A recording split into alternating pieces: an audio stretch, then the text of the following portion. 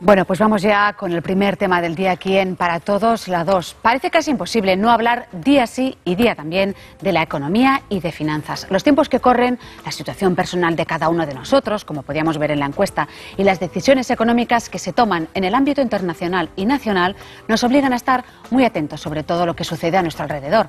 Ahora, si yo les pregunto quiénes son actualmente los amos del mundo, igual no sabrán darme nombres, pero seguro que pensarán en personas o en instituciones del sector económico. Pues bien, eso mismo se plantea a nuestros invitados. Ellos son Vicenç Navarro, que es catedrático de Ciencias Políticas en la Universidad Pompeu Fabra. ¿Qué tal? Buenas tardes, bienvenido al programa. Buenas tardes.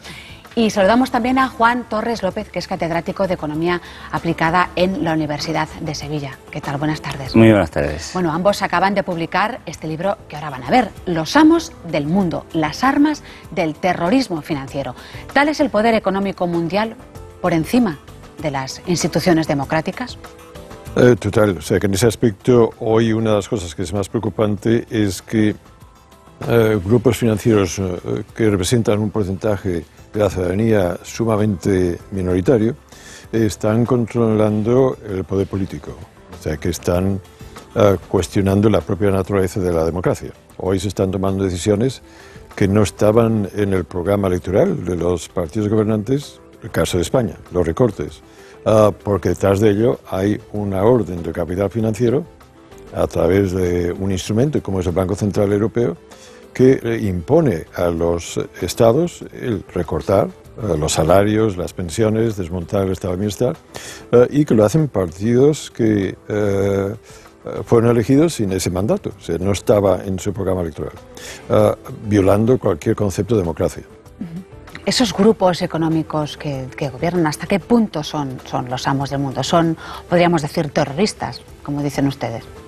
Creemos que son terroristas porque matan, porque por su culpa mueren muchos millones de personas.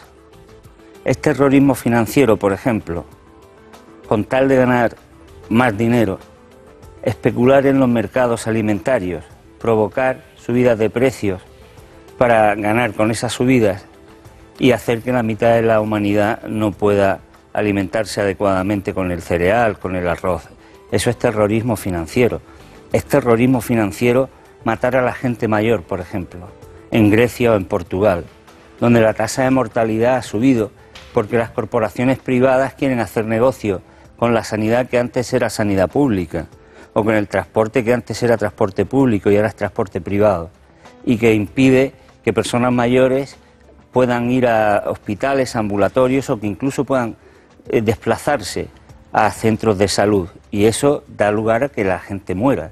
En Portugal ha aumentado la tasa de mortalidad desde que se vienen aplicando políticas de recorte un 20%, y seguramente eso va a pasar también en España si se aplican estas políticas como se vienen aplicando. Eso es matar a la gente, el dinero mata, y por eso hay que hablar de terrorismo financiero, y por eso la comunidad internacional creemos que se tendría que plantear el reconocimiento de un delito, el delito económico contra la humanidad, el crimen económico contra la humanidad. ¿Quién les dejaría hacer eso, no? Aunque por mucho que se pida, ¿no? Esas mismas instituciones estarían en contra, quizás, ¿no? Claro, naturalmente, pero es que tiene que romperse con esa ligazón entre poder financiero, que estamos hablando de la banca, y poder político. O sea, en ese momento esa excesiva influencia que estos grupos tienen sobre el poder político está viciando el propio concepto de democracia. Y puede cambiarse, o sea que en ese aspecto la agitación social juega un papel clave. Cuando la gente sale a la calle puede tener un impacto. Y lo vimos aquí el 11 de septiembre, salió 1,5 millones y a partir de entonces todo el debate en España ha sido sobre este centro. Pues lo mismo en situaciones anteriores. Los recortes están afectando la calidad de vida de la ciudadanía. Fíjese que aquí en Barcelona la tasa de suicidio ha aumentado un 30%. O sea que desde ese punto de vista esto está afectando la calidad de vida de la ciudadanía. Y la gente tiene que salir a la calle y protestar en cuanto a esto. Decir, basta ya. Y puede. Fíjense ustedes que la historia de España, los cambios más significativos que han ocurrido ha sido resultado de que la gente ha dicho, basta ya salir a la calle. La transición de la dictadura a la democracia fue resultado de una enorme agitación que ya no se recuerda, pero del año 71 74 al 78, España tuvo el mayor número de huelgas y de manifestaciones que se conocieron en Europa. Y eso fue que aunque el dictador murió en la calle, el dictador murió en la cama, la dictadura murió en la calle.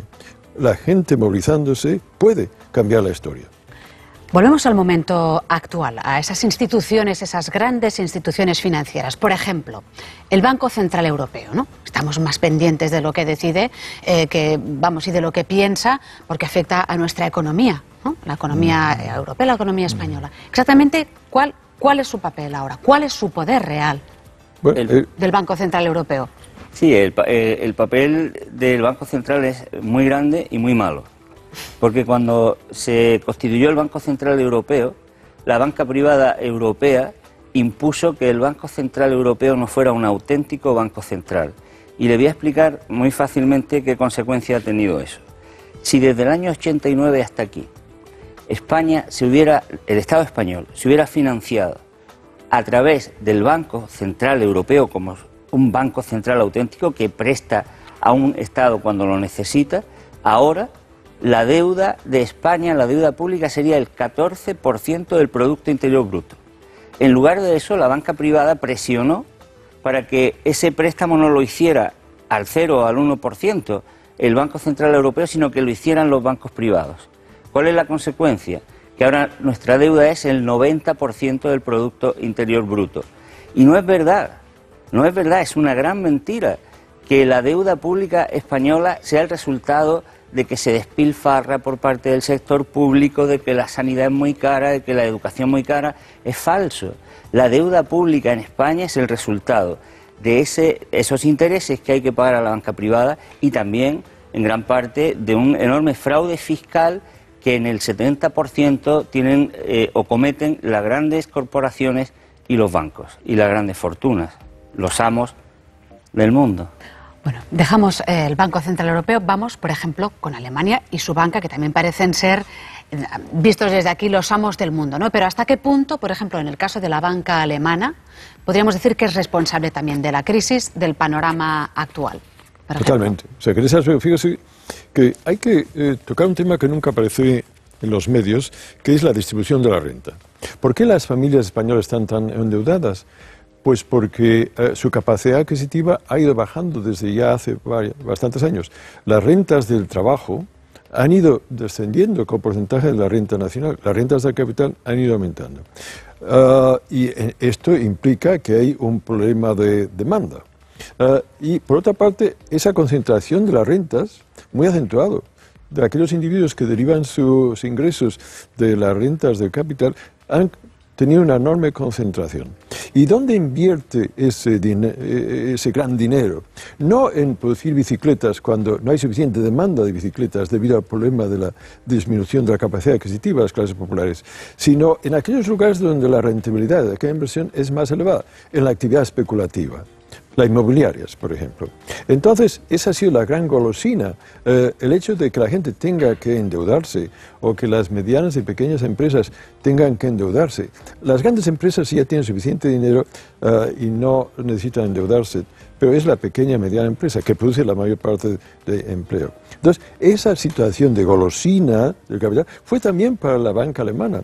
La burbuja inmobiliaria de este país estuvo financiada en gran parte por la banca alemana. Fíjese usted que la banca alemana tiene depositado en este país, en deuda privada y pública, 200.000 millones de euros.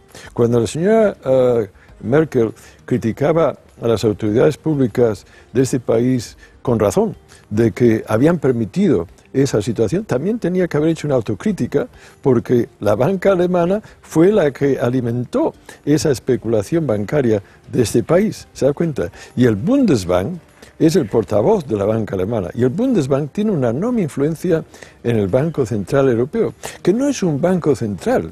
Ahí hay que... un banco central digno de su nombre, lo que hace un banco central, el Federal Reserve Board en Inglaterra, en Estados Unidos, o el Banco de Inglaterra en la Gran Bretaña, o el Banco japonés, lo que hace es que se compra deuda pública al Estado. Entonces, ¿cómo se tendría que llamar? El Banco Central Europeo, si no es central. El lobby de la banca europea, sobre todo de la banca alemana. O sea que fíjese, no compra deuda pública, lo hace a regañadientes y poniendo condiciones, como que se desmonten las pensiones, se desmonte el estado de bienestar, etcétera, etcétera. ¿Qué hace el Banco Central?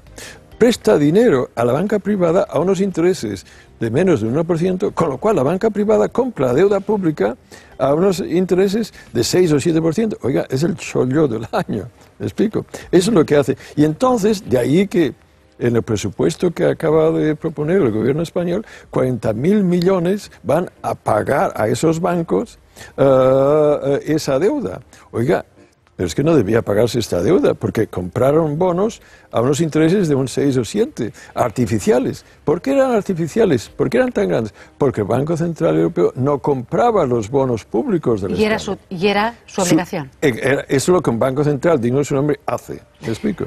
Vamos con más cosas, sigamos mirando con lupa, ¿no?, todo lo que ha acontecido. Ustedes citan la derogación de la ley Glass-Steagall como un momento importante. Una ley, pues bueno, que decidía que la banca comercial se separaba de la banca de inversión. Cuéntenos, sitúenos un poco en el tiempo y el espacio. Tradicionalmente la banca ha tenido una función, tomaba el ahorro de los consumidores o de las empresas y lo trasladaba a los inversores productivos, a empresarios que querían poner en marcha negocios. Esa era tradicionalmente la banca comercial, la que todo el mundo ha tenido a nuestro alrededor. Había también una banca de inversión que tomaba ahorro y le decía a su depositante, oiga, que vamos a invertir esto y a ver qué ocurre con estas inversiones, eran más arriesgadas. Había una ley en Estados Unidos que después de la Gran Depresión y después de las barbaridades que hizo la banca, prohibía, o mejor dicho, separaba las dos actividades. En la época de Clinton se abolió esa ley. ¿Para qué? Pues para que toda la banca pudiera actuar como banca de inversión especulativa. Y a partir de ese momento, los bancos, y cuando digo los bancos, las sucursales que tenemos al lado de nuestra casa, donde tenemos o tiene el dinero la mayoría de la gente, pues lo que se dedicó a hacer fue a tomar el ahorro y en lugar de dárselo a empresarios, actividad productiva, llevarlo a actividad especulativa. Cruzaron la línea. Y así se produjo pues una gigantesca bola de dinero en el ámbito financiero muy inestable. ¿Y qué ocasionó? Fíjate, hay un dato muy interesante. Desde el año 45 al año 70, prácticamente en el mundo no hubo crisis financieras. Prácticamente no hubo crisis financieras. ¿Por qué? Porque había controles de capitales, porque estaba bien regulada la actividad bancaria, porque había supervisores que estaban encima de lo que hacían los bancos. A partir de los años 70-80 desaparecen esos controles y ha habido alrededor de 130 crisis o situaciones de perturbación financiera. Cuando dicen que la crisis financiera es inevitable, es otra mentira. Hagan ustedes lo que se hacía en aquella época, pongan control, póngale un collar bien fuerte a irresponsables banqueros y tengan ustedes una actividad pública que controle el interés público y no deje que se puedan cometer todas las tropelías, engaños, estafas, mentiras que hemos visto que la banca ha cometido cuando se le ha dejado libertad pues a pequeños ahorradores, a las abuelas, a los abuelos, a pensionistas, a trabajadores que se ha comido sus ahorros para llevarlos a esos productos financieros súper complejos que muchas veces ni ellos mismos sabían lo que era, pero que era al final pura basura financiera. Ese es nuestro escenario actual. También otra cosa que ustedes afirman en el libro es que podría ser la banca pública, podría ser o sería una buena solución para evitar situaciones como la actual. ¿Por qué? Según su criterio. Mire, le voy a dar unos datos que ya le expresa el error del rescate financiero. Mire usted, desde diciembre del año pasado, el Banco Central Europeo ha prestado unos intereses muy bajos a la banca privada europea, 1 billón, repito, 1 billón de euros. La mitad de ese billón ha sido a la banca española e italiana. Fíjese la cantidad, 500.000. 500.000. Y, oiga, el crédito no está ni se le espera. O sea, esa ayuda a la banca que se justifica diciendo, mire, es que necesitamos crédito y entonces tenemos que ayudar a la banca. Pero oiga, a la banca se la está ayudando y ahora precisamente se ha pedido 40.000 millones de euros de las autoridades de la Unión Europea para, de nuevo, rescatar a la banca. La banca está recibiendo una enorme cantidad de dinero y el crédito no aparece por ninguna parte. Entonces, ¿cuál es la función social de la banca? Es ofrecer crédito. Si no ofrece crédito, ¿para qué está? Y es ahí donde, ¿por qué este dinero a esa banca? Hay que asegurar que los depósitos estén salvaguardados, pero eso ya está. O sea, la propia ciudadana que tiene ahí sus ahorros, ya el Estado ya les protege. Pero, ¿dónde va la otra ayuda? A esos accionistas, a esos banqueros que están viviendo en una vida lujuriosa totalmente escandalosa. Entonces, ya tiene el Estado español el ICO. ¿Por qué no? ICO es una agencia del Estado que ofrece crédito, lo mismo a nivel autonómico aquí en la Instituto de Crédito Oficial. Y entonces, ¿la banca pública? Se tiene que apoyar el establecimiento de bancas públicas o cooperativas de crédito, o que sea una responsabilidad pública la ofrecer este crédito. Oiga, este país ha tenido bancas públicas antes y no iba mal. Muchos países tienen bancas públicas y va muy bien. O sea que en ese aspecto no puede ser que debido a la enorme influencia de la banca sobre el poder político se esté ayudando tanto a costa de tantas veces. Nunca antes en la historia de este país se había dado tanto dinero a tan pocos a costa de tantos este país.